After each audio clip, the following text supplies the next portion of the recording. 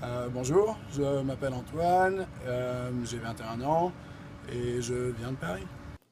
Antoine Signoretti, a junior here at Washington State University, is a passionate, intelligent, international student from Paris, France. He's been learning and speaking English his whole life and came to WSU to pursue engineering. One of his many hobbies here at college is playing soccer. Antoine, why do you like playing soccer? I don't know, it's just fun.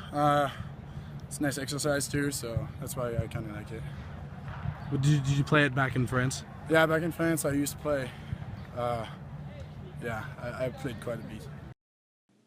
Antoine is knowledgeable and stays up to date with issues back in France, such as the discrimination issue facing Muslims in Europe. Because we still have the same issues that you have here, because even though people aren't racist, they still seem a little prejudiced about the whole situation.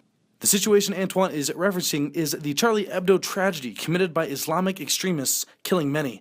Antoine has his own personal opinion on the issue.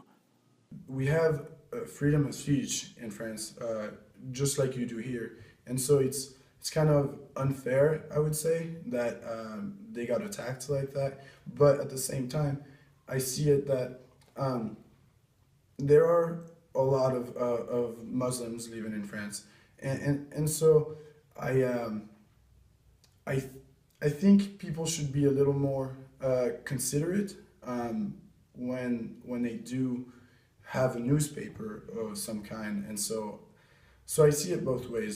Assistant Clinical Professor Carolyn Robinson has a professional and insightful take to the ethics of the issue. They have the right to do it, but is that responsible? And what about the timing? And how far do you go? You have the right to satirize people, but do you do it in a crude way that's likely to be very insulting?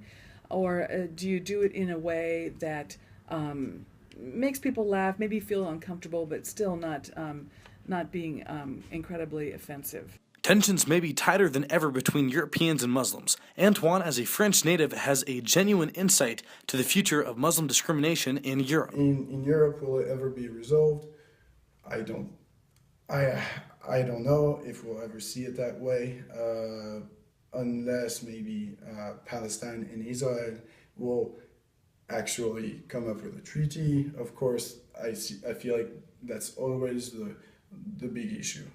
But what about now? More Muslims are coming into Europe than ever before, and European culture and lifestyle is changing because of it. There's more numbers of people that are coming from other countries into Europe. This is causing more social pressures because people compete for jobs and housing and education and everything else. And then completely different lifestyles overlap, and often there are problems. And the growing numbers of immigrants that are coming to Europe looking for a better life mean that these pressures are likely to increase.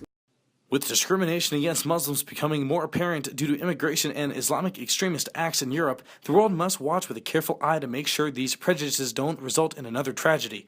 In Pullman, I'm Eric Bjerkestrand.